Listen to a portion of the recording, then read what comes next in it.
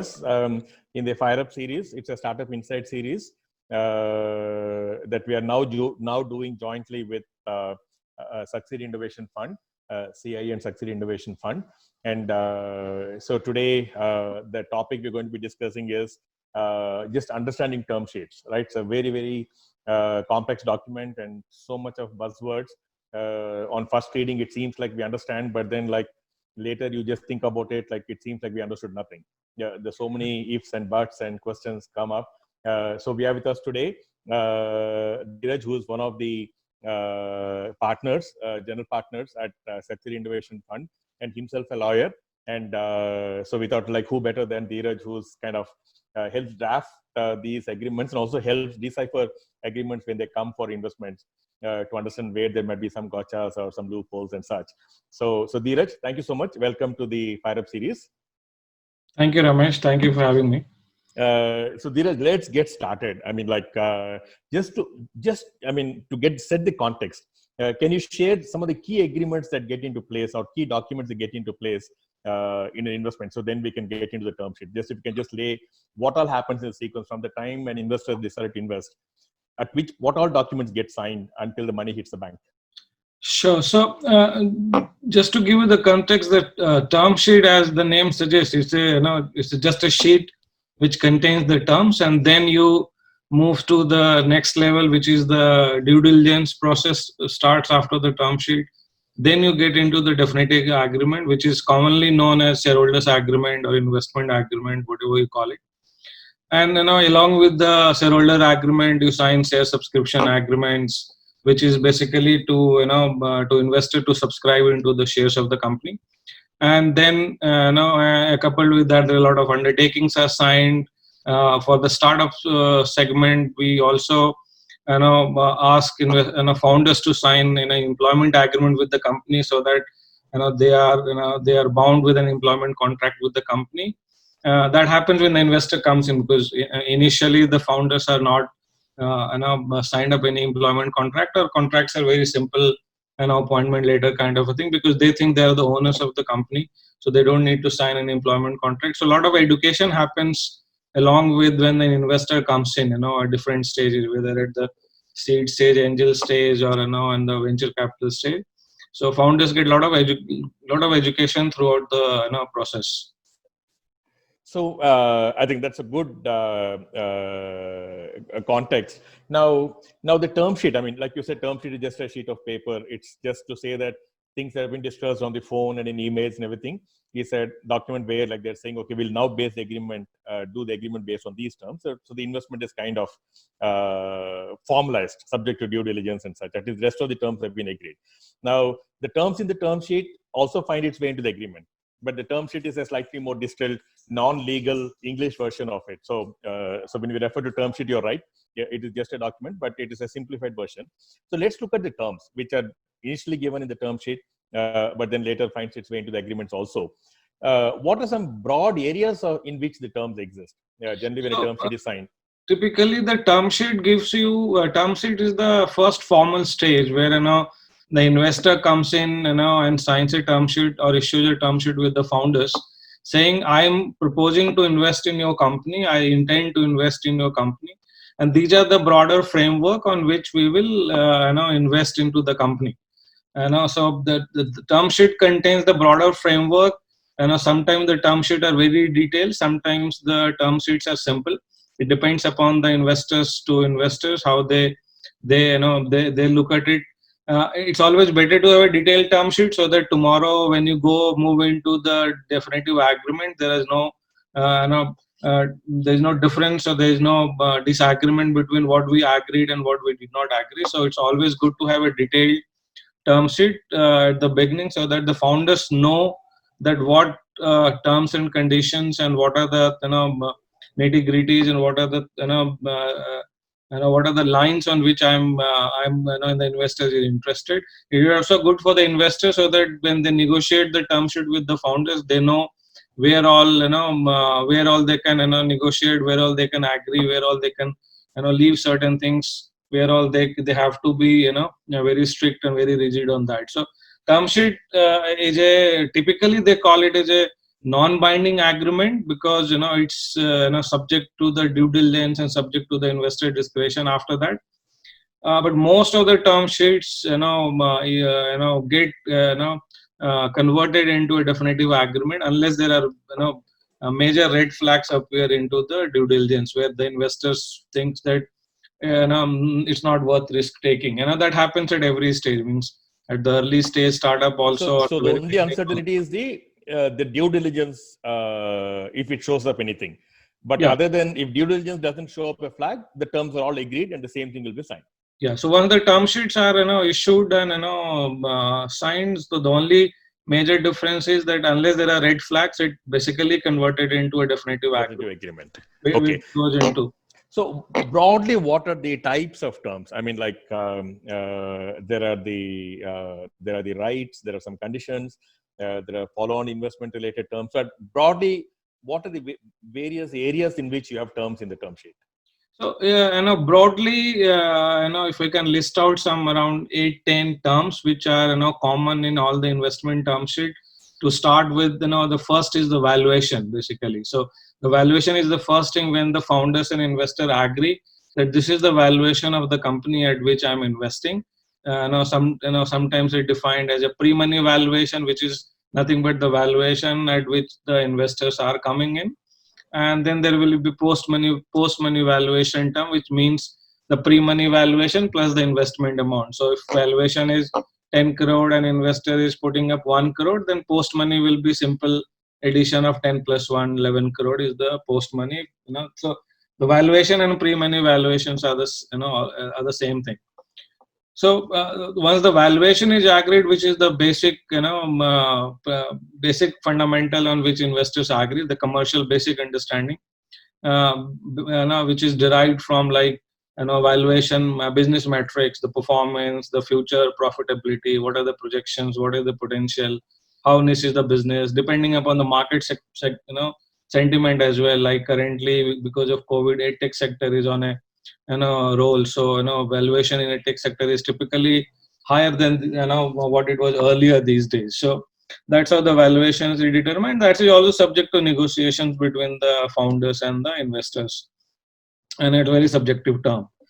The second most important part for a term sheet is what we call ROFR, which is nothing but right of first refusal. So for the follow-on funding. For the follow-on funding or for the transfer restrictions, basically. So ROFR is operates at two levels. One is the follow-on funding. So if the company is going to raise future funds, then they will have to ask the existing investors to accept it, or say I'll partly participate or I will not participate. But before it opens to the third party, you have to give the right of first refusal to existing investors. So that's how ROFR works. It also works at the second level where if the founders needs to transfer their shares, they will have to offer it to the investors first before it sells it to third party or in the market. So it protects the investors that founders cannot sell their shares without their approval. So it operates at two levels. There are the ROFR goes into the detailing in the definitive agreement, which talks about how much notice period, what happens when, what if the partly ROFR is accepted, partly not accepted, and all that. So it goes into detailing into the definitive agreement. So what are the other follow-on, just while at the topic of follow-on funding, the terms like drag along and some of the other terms that come. What are the other terms that are relating to follow-on funding? So the drag along and tag along are not part of the follow-on round. They're part of the exit mechanism where when investors, because they are the financial investor, the founders need to give them an exit out of, and after some time, 3 to 5 years, is generally the process, generally the market practice into the startup ecosystem. So drag along and tag along are part of exit mechanism where investors invest today and the founders agreed that within next 5 years I will get you an exit. That exit could be either third party comes and buy those shares from the investor, or company has the money to buy back the shares at a particular rate of return. Or if that doesn't happen, then probably the investor themselves find a buyer. But investor mostly will be in minority, so they drag the founders along saying, I am selling to this guy, you also sell it to this guy so that I get an exit, because the new investor may not be interested in having a minority stake. So then the founders get dragged along by the investors. Tag along works in other way around, where if founders are selling their shares to a strategic partner, then investor tag along with them saying, you are selling, I am tagging along with you, whatever price you are selling, I'll also sell at the same price. So that's how the tag along drag along works, which is basically an exit mechanism for investors. Now, are there other either exit related or investment related terms? So exit related, the most important for the founders to to understand is the liquidation preference, which is very crucial for any investment. Liquidation preference is nothing but a preference to the investors when there is a liquidation happening in the company. And liquidation doesn't mean that company is getting closed. Liquidation means if there is an acquisition happening in the company, somebody is coming and acquiring the company, or some M&A happening with the company, or there is a dissolution happening with the company when the company is not doing good. So in those cases, investors get their protection done, saying, I will be getting paid before the founders get paid. So that's how the liquidation preference simple terms mean. So there is a preference of the investors in liquidation cases that before the founders are paid, the investors will be paid. Typically, we talk about liquidation preference of 1x of the investment amount. So that's the standard practice. Founders should be careful and what are they agreeing on the liquidation preference, because that gets detailed into the definitive agreement, where they talk about how the liquidation preference will be calculated, how will they decide, and how much they will be paid. They will be either the fair market value proportionate they will be paid, or whatever investment they have made, that will be paid first. So there are a lot of detailing happens in the investment agreement later on after the term sheet. Okay, so liquidation preference is one more exit term. Are there any other exit related terms typically included? Exit related terms, we have covered exit, preference, liquidation preference, drag along, tag along.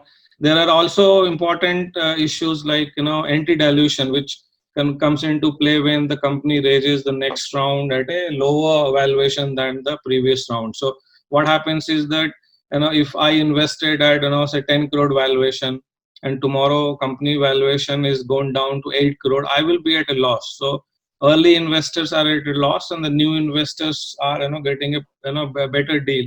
So to protect that, what investors talk about is the anti-dilution, which says that tomorrow if you are raising a round which is at a lower than my valuation, then I will be also getting get some additional shares, so that my average price is the same. So I also get into the same valuation with the current round is. So like anti-dilution also have a lot of detailing. Basically it is the full ratchet or half ratchet, where you talk about what all will be excluded, what will not be excluded in calculating the anti-dilution issues. So all that has to be understood by the founders very carefully. So the other thing that comes often is the operating conditions, like a board seat, or like where there is a veto and like things. So what are those terms? I mean, they are grouped under what bucket? So those are particularly part of the management and operations, which is typically part of the board related clauses, which says that investor will have a right to nominate a person from their side on the company, either as a director, or these days the trend is to have a board observer seat, because the being a director has certain regulatory challenges for the investors nominee. So along with the board seat, you comes the reserve matter rights, which is veto right, what we call, or affirmative voting matters, what we call, which in simple terms says that there are certain decisions, key strategic decision, key financial decisions, in which investors' consent will be required. Prior consent will be required before you take the action, so that there is no, like, typically those matters are like there is any change in the, share holding pattern of the company, or, transfer of shares, or any, debt raised for the company, where, the company assets are being mortgaged, or any sale of IP or sale of assets of the company. These are the matters which falls under the reserve matters. Idea is to, the founders have, good enough operational flexibility, and investors have the protection, so that nothing wrong is happening, or no dilution of their value is happening, or no fund, company assets are not being sold without telling them, so that their investments are protected. So good reserve matter is, having an ideal balance between the operational flexibility for the founders, and adequate protection for the investors. But these are all subject to the, negotiations between the founders and the investors. Are there other terms when it comes to management operations controls? Management control, similar provisions are for the shareholders meeting as well, that how the decision making will flow. Typically, if you're raising, rounds from multiple investors, the founder should ensure that there is a single person authorized to deal, from the investors, like mainly from the angel investor group when you raise funds, because if the 10-15 people are coming as an investor, the founders should not be, dealing with, or should not be forced to deal with all those many people. One person should be authorized to, handle the investor relation between the founders and the investors. So, those are the processes, those are the systems you can put in, those are the, clauses you can negotiate in the term sheet, and, and include, so that it's get into the, definitive agreement.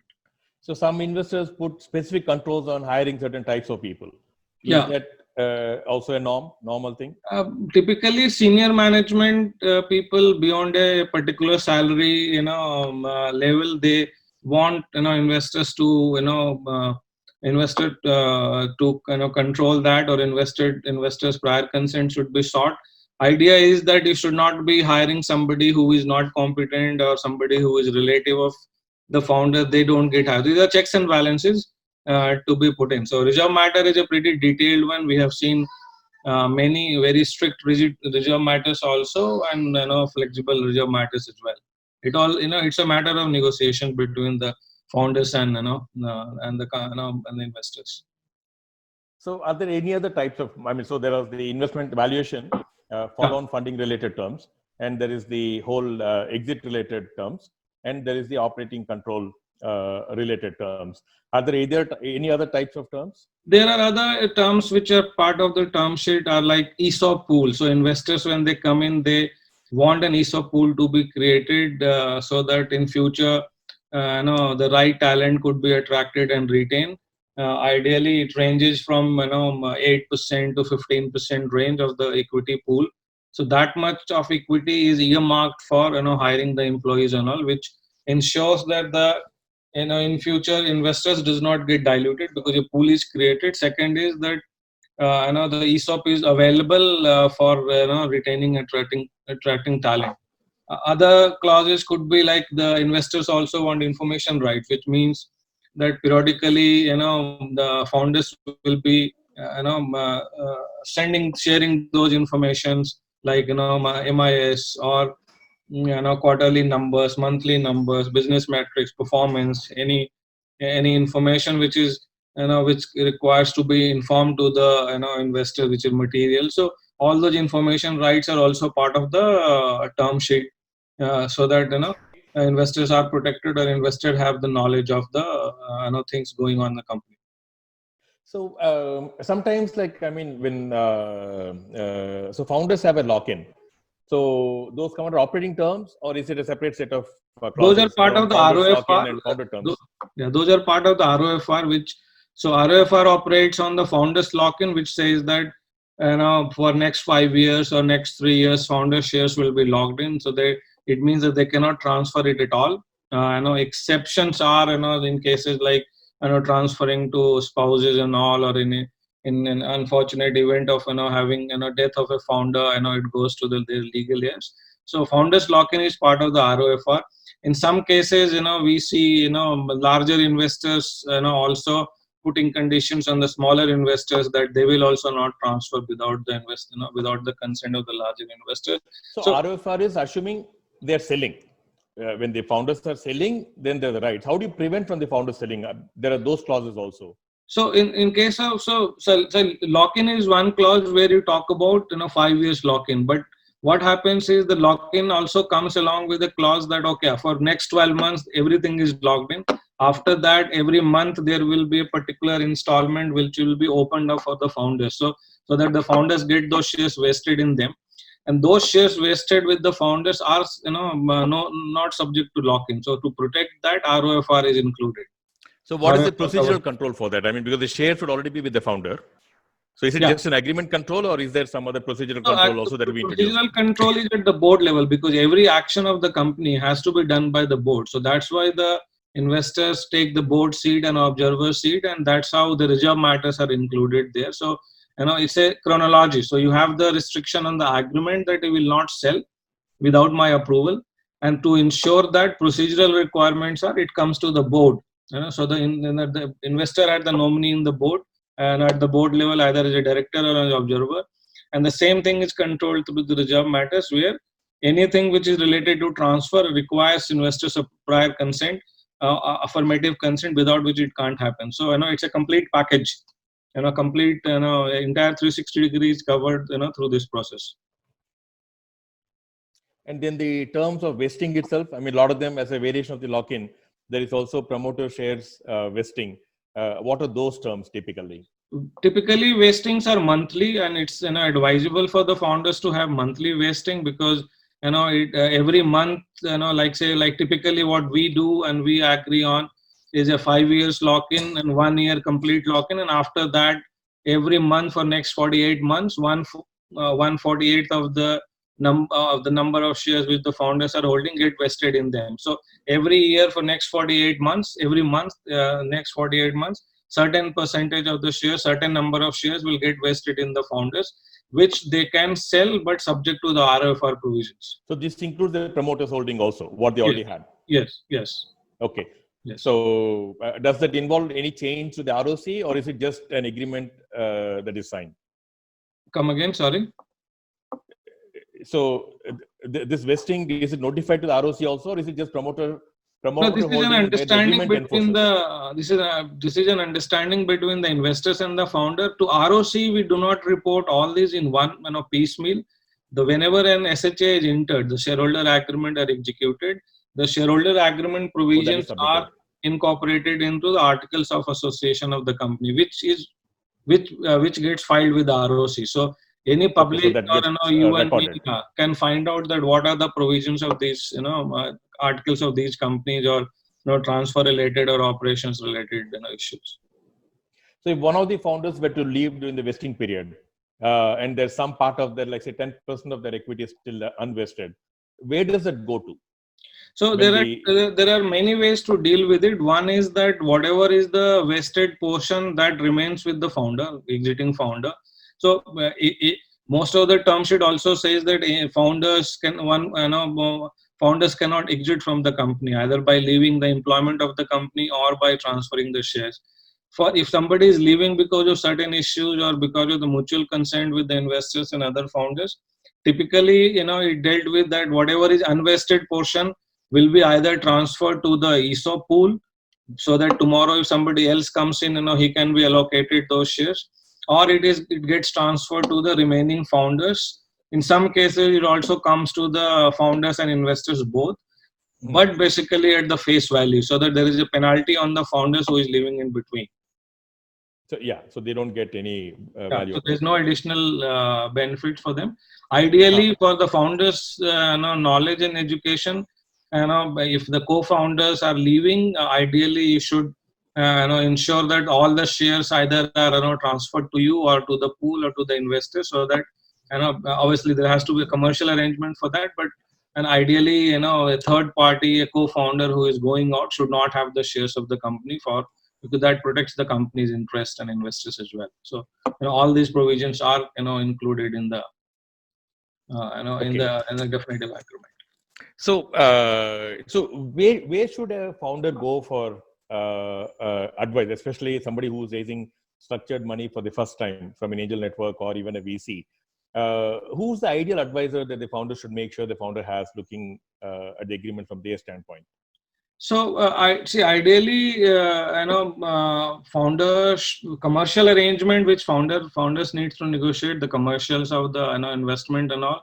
The nitty gritties. It's always advisable to have an external counsel or a lawyer, who can advise them, because that goes, that adds a lot of value to the agreement when and somebody is representing investors also negotiating, so that they know, and it's more of a education rather than negotiation, because when you are a founder and you're raising money and you got a term sheet and you're getting money, you think that okay, you can sign it up anything and later on you will see. But it's always advisable to have a counsel, or hire an external guy, an external lawyer to advise you and negotiate it with So you. any types of lawyer, because all lawyers may not be familiar with investments.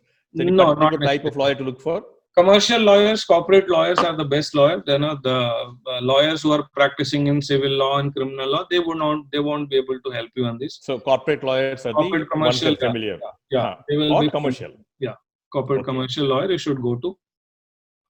Okay, so that's the advisor. And what is the role the existing investors play in this process when you're raising money with respect to the whole term sheets and all the legal terms? So so see, the investment is an evolving process, right? You raise one round, you raise angel round, then you go to the pre-series A round, then you go to series B, series A. So every existing investor play a very important role. First one is that obviously they validate that the company is good. When you have raised money from certain investors, the next round of investors feel more confident about it because there is a validation happening already. Second is the lot of in-house cleaning also happen when an investor comes in. So our experience shows that when you raise money at the seed level, your compliance processes and internal control issues are not taken care of in a startup, because founders are typically the tech guys, or the engineers, or the finance guy who does not have the bandwidth to take care of the compliance and control issues. So when an investor comes in, ensures that there is a due diligence process set in, and compliance system is put in place. So next round of investors, when it comes in, already have a cleaner house to invest in. A lot of small issues are taken care of, a lot of control system is taken care of. Third thing is that the existing investors also handhold the founders, because they become one side, they become a one party, because the new investor who is coming is writing a bigger check. So it also helps them in understanding and hand holding and or educating the founders that what all they should concede to, what all they should they should negotiate, what all they should not. So we have 1 minute left, almost Sure. time. So Dhiraj, one caution note of advice that you would share with the founders as they're negotiating the term sheet and all the legal terms for an investment. My simple advice always with the founders are is to read the term sheet. Don't only look at the numbers that you got this commitment for this much of money at this valuation. There are more to an investment, more to an agreement. So first understand, read the term sheet. If you want somebody to explain to, don't hesitate in calling up known person or any friends who are any other founder who have raised money in past, who can advise you on what all to do. But please read the term sheet, read all the agreement what you're going to sign, including your founders employment agreement, because that helps. That's very important part for the ecosystem. I know, large documents, but then you're signing up for it, so you must be very clear what you're signing for. Yeah, you don't want to be blindsided by some term that comes back to haunt you later.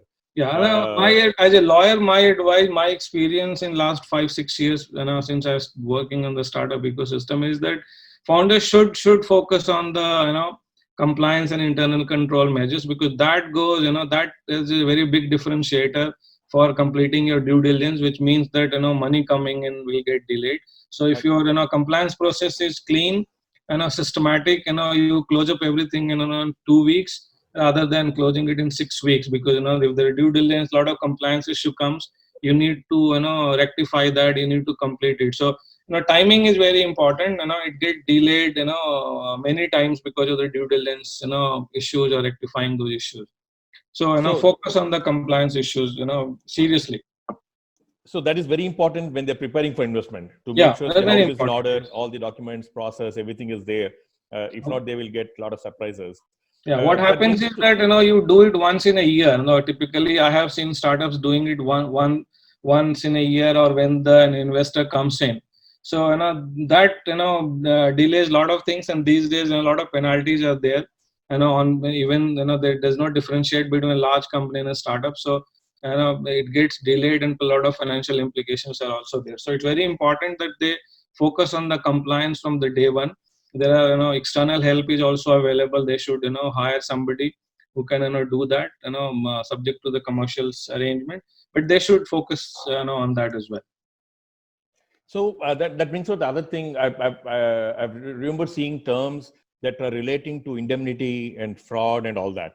Yeah. So that's another terms that founders need to be aware of, right? I mean, sometimes unwittingly you might end up doing something without understanding the seriousness or the implications. So see, the warranties and indemnity and all work for the benefit of the investors, because the founders are in operating control of the company. They are into the day-to-day management. So what investors says that, okay, you are giving me a warranty that everything is fine, and tomorrow if there is an issue coming in, you will indemnify. So warranty and indemnification work hand in hand. So warranty is saying that one is protecting them. Yeah, warranty is a statement. Indemnity is protecting investors from those statements if it is wrong. So that's how the indemnity, warranties and indemnity work. But that's a standard. Means every investor would want that. And the only thing is that in indemnity, the founder should look at it that it cannot be open-ended indemnity. There has to be a limit to that. If you're in, so there has to be an indemnity cap saying if you're investing 10 lakh rupees, you cannot ask for indemnity of 10 crores. So so there should be a cap to it. But warranties and indemnity are very integral part of an investment process. So the couple of questions. One was on the board formation. If the previous investors have board rights, and how long do these rights continue? And when the new investors come in, how does the current board composition impact? And it's always good to define a certain shareholding percentage, that if somebody is holding a particular percentage, then only he will have right to nominate, have a board seat or an observer seat, because you cannot give board observer seat to everybody, because if that should be done upfront before the first investment. So not necessary. First investment happen where there is no investor. You agree to have somebody from investors nominee, but slowly the early investors have to cede those rights, because the new investor comes in, the valuation grows, the bigger guy comes in the next investment round, so he will want more rights. But it's always better to have a defined shareholding percentage, 5%, 10%. Sometimes I have seen 2% also, 2-3% for a startup, for angel investors. That so more dilution happens, the early investors have to concede those rights of having a board of director. So it's better to do this as early as possible, so that some number is stated. Yeah. Maybe at the round of the first investment itself. Yes. That's something that the startup should ask for. Yes. The other question is on the term sheet. When the previous investors' agreements don't change, right? When a new investor comes in, the terms are only applicable to the new investor. The previous investors' rights are all protected. There's already a signed agreement. No, so what happens is the agreements get changed, means get updated, but the rights more or less remain same, because whatever we call it, the definitive agreement or shareholding agreement, it applies to every shareholder, whether has come in early or coming in now. So bigger investor gets a better right in terms of having a board seat and having controlling rights on the reserve matters and all. But all the investors get along with the same shareholding agreement. But the previous investors' rights are protected still. Yeah, previous investors' rights are protected. Unless they voluntarily concede, but their rights are protected. Their exit rights, their exit rights, their liquidation preference rights, all gets continued. The only thing which they lose, the early investor, is the board seat, because they do not control that much equity. Yeah. Now, the other one is like, how do we bring balance between investors' desire to cover various possibilities and founders' desire to keep it simple? I mean, founders naturally being non-lawyers want to keep it simple. Investors want to protect against every eventuality. See, agreement is an agreement, right? So, keeping it simple or keeping it complicated, I think the question probably should be read saying like, the terms are on whose side? I mean, like investors want to protect their interests, founders want to kind of make their life easy. Yeah, so every agreement, so if an investor who is putting money into the company, he will want better rights to him. For the founders, it's always good that you have operational flexibility in terms of carrying the day-to-day business of the company and building your team, because there are a lot of deliverables on you in terms of investors for exit and all. So you give them those rights, you protect them there on the exit and liquidation preference and the management and all. But you keep the operational flexibility. So as a good term sheet or a good shareholding agreement is always where the founders have adequate financial and operational flexibility, and investors' rights are also protected through warranties and indemnity, and having the operational say by way of a director or by way of an observer. Reserve matter, sometimes I have seen 40 clauses in the reserve matter, which may be very, very restrictive. But you got to negotiate and you got to explain. But it also depends upon case to case basis. How at what stage the company is. As you grow, the reserve matter list gets watered down, gets diluted. Gets less number of the clauses in that, because by the time you're a particular size, you have a track record. So but initially, when you are raising the first round, obviously you will have to concede many rights, because you are raising for the first time. There is no validation for you. So it's always good. So founders should always remember that the one shareholding agreement today will change after a year or two, because the new investor will come in. So he should not feel that this is the lifelong agreement. Slowly. Also, even the present investors will change the terms. Yeah, will change. Yeah. So so long as he has the financial and operational flexibility, in terms of the behavior, in terms of the management, in terms of what is written in the documents, I think that could be a fair agreement for everybody. So I've seen founders bicker on small terms and take it for weeks, almost risking the whole investment. So that's also another balance to sign. I mean, like, how far do you negotiate? And like you rightly said, they should be mindful of the fact that these terms are not forever. It may be until the next big round of investment. Yeah, these terms are not forever. Plus, if you're getting money from the investor faster, that's how this. You should have to choose your fights. Where you should fight, where you should not fight. And probably it's more of a negotiation and a business case that if you're taking too much of time on indemnity, you have to give it indemnity, because you are in control of the company, you are in the management of the company. But yeah, you have to explain that indemnity cannot be open-ended, or cannot be 100 times of what the investment is coming in. So this is all commercial negotiation.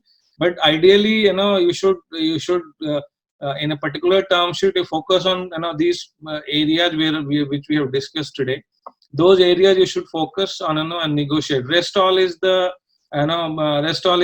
provisions which relates to all this and which relates to the market practice, because an investor will come who is putting money into you, not the company, basically on the founders. He will want certain protection, certain additional protection, and if you grow, all these things will slowly go away. Yeah, so I think that's a balance to draw. I mean, take care of some most important things, and then let's let go, because the money coming in sooner is going to help the growth faster. So yeah, I've seen founders negotiating 2-3 weeks on transfer restriction, ROFR, but it's a worst case scenario. Yeah, but you are in a stage where there is no liquidity available. There has to be a buyer for you to sell. So there is no point in taking 3 weeks on ROFR restriction that you want 15% to be free that you can sell. There has to be a buyer for that. You need money for the company. ROFR where company money is in the pocket of the founders, not in the company. So no investor, at least when the Series B stage, will put money for the founders. They will put money into the company. Yes. It's a very dynamic process, dynamic thing. It makes a lot of commercial sense to negotiate a term sheet. with the with the investors, and follow it, honor it. The most important part is that you take time to negotiate, but you must honor what you have signed, so that there's no bad vibes created. Because if your early investors are not happy with the functioning, it impacts your next round subsequent. Yes. That's very important. So I think that is the most important. Understand every single term and make sure you're at peace with it. Yes. And so Dhiraj, thank you so much. We went little beyond our planned time, but thank you so much. I think this is very, very essential. And it's something that, especially, I mean, given that like CIE is an early stage incubator, most startups raise their first formal round of funding during the time that they're with us. Yeah. And this keeps coming all the time. So it's good that like you laid the kind of the broad framework for these, so at least they get a sense of what. And as we discussed, we will be putting out the template as well, explaining these terms based on the inputs you've given, and putting it out there for a reference, so that like somebody can just refer to it when they come across these terms. Thank you for having me. It's a pleasure to be. Thank you, Dhiraj. Thank you so much for taking the time. So everyone, that was Dhiraj Sinha. He has a law firm, works a lot with startups, and he's been advising a few different funds, was part of the SucSEED Venture Angel Network, along with Vikrant. And now that, along with Tripartite, has become the SucSEED Indovation Fund, a formal VC fund. So Dhiraj is one of the 6 general partners in the fund.